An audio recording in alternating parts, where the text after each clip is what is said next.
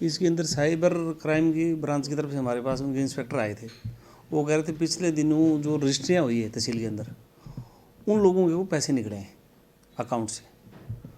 तो उसके बारे में हमने देखा, यहाँ से नीचे से रिपोर्ट मिली, तहसीलदार ने भी अपनी इंक्वायरी करी। तो उसके अंदर ये आए पिछले दिनों जिन लोगों की रजिस्ट्रियाँ हुई थी उन लोगों में थोड़ी ये पैसे निकलने की शिकायत ज़्यादा है। तो इसके बारे में फिर तहसीलदार ने एक वो लेटर बना के सरकार को भेजे है डीसी मैडम के थ्रू। उसके अंदर ये है भी ये उसके अंदर आधार कार्ड आ जाता है, जैसे रजिस्ट्रियाँ होती है ना, उसको स्कैन करते हैं, स्कैन करके के बाद पोर्टल पर अपलोड करते हैं। तो पोर्टल पर जब अपलोड होती है ना तो उसके अंदर उनके फिंगरप्रिंट भी आते हैं और आधार नंबर आ गए। जो आजकल साइबर क्राइम ऐसी ही हो गई, उसमें लोग उसका यूज़ करना शुरू हो गया। उनके पास ऐसी टेक्नोलॉजी होगी कि वो चीज़ स्कैन हो रही है तो कहीं ना कहीं उनके एक आधी जगह ऐसा है जो ज़्यादा स्कैन नहीं हुई है या उनकी हाई क्वालिटी है, तो वो उन लोगों की इस प्रकार की बदमाशी हुई है। तो इसके बारे में हमने ऊपर भी तहसीलदार साहब की तरफ से लिखे गया है लेटर भी। इसके अंदर एक ऐसा डिटेल शॉर्ट डिटेल आ जाए, इंडेक्स आ जाए, उसमें सेलर परचेजर का नाम आ जाए और रजिस्ट्री का नंबर आ जाए, एरिया आ जाए और उसकी कॉस्ट आ जाए, आधार कार्ड, इनके फिंगरप्रिंट, ये चीज़ नहीं हो। तो ये सरकार लेवल पर ही विचाराधीन है, वही फैसला होगा इसका जो भी होगा। लेकिन एक बार कुछ टाइम के लिए हमने रोका है, तो वैसे पूछा तहसीलदार का भी इसके बाद रोकने के बाद 1-1.5 महीने में क्या रिपोर्ट है। वो कहे जी उसके बाद ऐसी कोई शिकायत आई नहीं।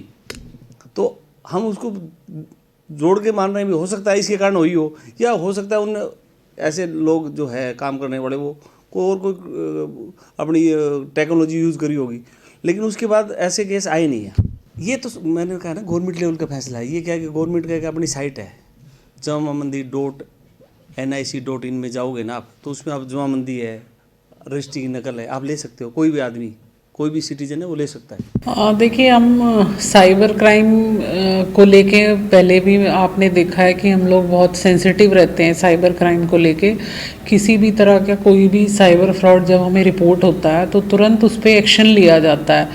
तो इस तरह के अब मामले आ रहे हैं तो प्रिकॉशन यही है कि हम हमेशा जो है लोगों को एडवाइस करते हैं कि किसी भी तरह का कुछ भी आपकी ईमेल पे या आपके फ़ोन नंबर पे कोई भी जो लिंक आ रहा है उसको कोई किसी भी अननोन लिंक को एंटरटेन ना करें, और ना ही किसी अननोन कॉलर अगर आपको कॉल करके आपकी कोई डिटेल्स ले रहा है उसको एंटरटेन ना करें। तो साइबर क्राइम आप देखते हैं, हम साइबर राहगिरी इसीलिए जो है महीने में जो हमारा पहला बुधवार होता है हर एक मंथ का, उस पर हम साइबर राहगिरी रख रहे हैं। तो वो जो राहगिरी है it is dedicated to cyber crime only. उसमें हमारे जो जितने भी एक्सपर्ट हैं हमारे टीम्स के, साइबर सेल के हैं, साइबर पुलिस स्टेशन के हैं, हम उनको वहाँ लेके जाते हैं। वो बाकायदा स्टेज पे खड़े होके जो है पूरा वहाँ जब पब्लिक इकट्ठी होती है उनको एड्रेस करके एक एक चीज़ जो पास्ट में साइबर क्राइम्स हो चुके हैं और जो अब न्यूली रिपोर्टेड है उनकी जो क्या मोडस ऑपरेंडी है, किस तरह से आपको लिंक आ रहा है, क्या आपने करना है, क्या नहीं करना है, कैसे रिपोर्ट करना है, तो वो सारी चीज़ें जो हैं इस राहगिरी के थ्रू बताई जाती है।